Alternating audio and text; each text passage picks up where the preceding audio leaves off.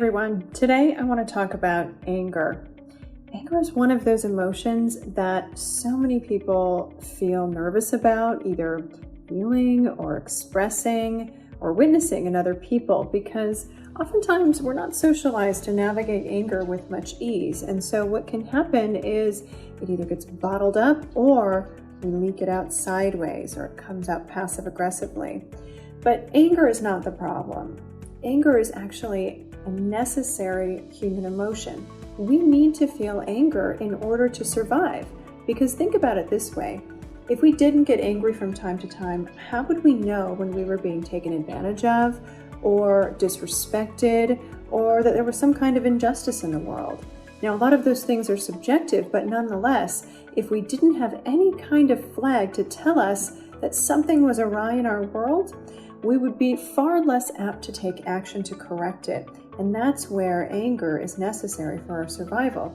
It galvanizes us into action and gives us a form of self-advocacy. So anger is not a problem, but sometimes how we express it can definitely cause more problems than it solves. So let's break it down and look at the anger response in nitty-gritty form. Okay, so first we've got some kind of an event, and this is the trigger for our anger. Now that event can be a thought that we have, a memory, something else internal, or it can be something that happens around us that, is a cue for us to start paying attention differently. But whether it's an internal or external trigger, first there has to be an event, and the trigger is the event. Very quickly and unconsciously, we have a lot of beliefs and a lot of thoughts that happen as we take in that event, whether, again, it was an internal event or an external one. And the thoughts and the beliefs that we have about it, usually unconsciously, happen lickety-split. And that sends a cue to our brain to create some kind of an emotion. Now, anger is not a primary emotion, meaning it's not the first emotion to come on the scene. No. Anger is a secondary emotion, but the primary emotions that it generally follows are things like fear, shame, helplessness, powerlessness, scarcity, feeling out of control, feeling really sad or vulnerable. All of these emotions are passive emotions. They feel like they're happening to us, and they can be really, really uncomfortable. So anger is an active emotion, and as a secondary emotion, it puts on its little superhero emotion cape and it saves us from all those other even more untenable feelings, and it swoops in to save the day. So anger, being the secondary emotion, comes in, and again, this is just an emotion, so there's nothing wrong with feeling anger. How we express it is key.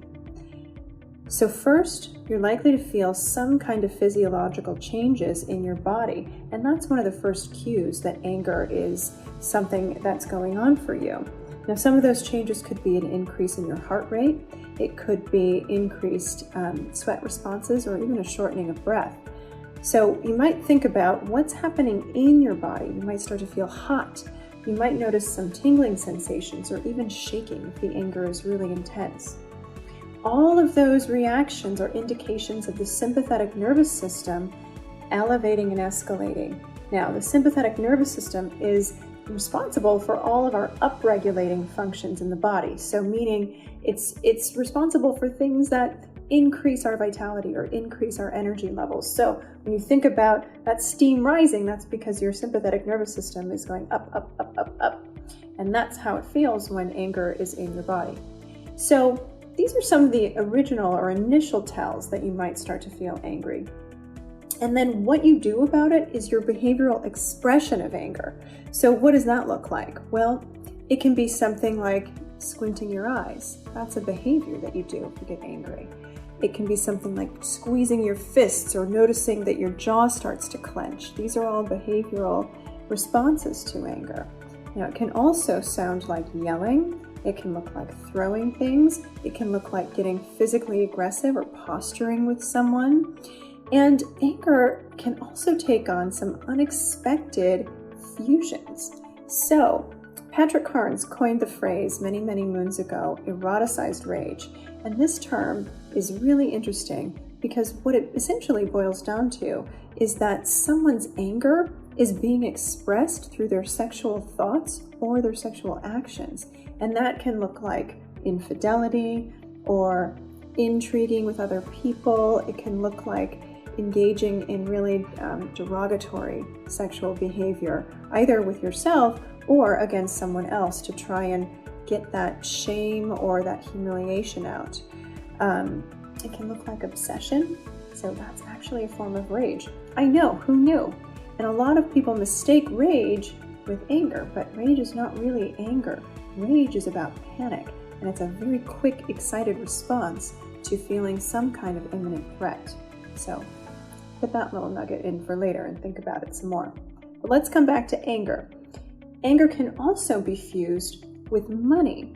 And Deborah Kaplan coins this term monetized rage. And this example of monetized rage means that people can act out their anger with their relationship to money. So that can look like depriving themselves of financial security. It can look like exerting financial coercion over other people or shaming people based on assumptions of their economic wealth or lack thereof. So another form of rage that usually gets of anger that gets fused with an obsession around status and worthiness, I've coined the term commoditized rage. Now, this can happen when we put other people down based on some kind of status that we have assigned to them. So things that might fit into this category of commoditized rage would be things like classist behaviors, racist behaviors, putting someone down because of their religious ideology, anything that,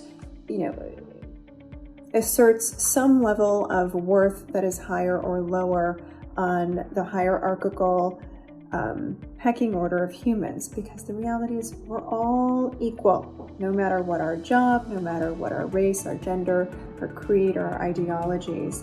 But when we start elevating people, then we're devaluing ourselves, and that is an example of internalized commoditized rage.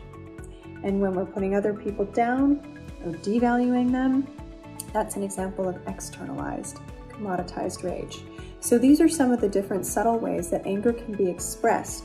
And because they're not direct expressions of our anger, meaning they're not a healthy, expressive way of being able to go to someone and say, I'm really angry about this thing that happened between us because blah, blah, blah, blah, blah.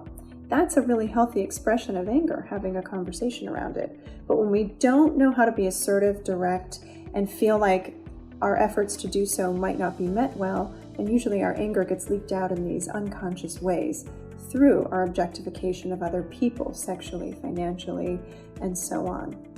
So I hope this has been helpful, and if you'd like more information, feel free to shoot us a message, and we're happy to point you in the direction of additional resources.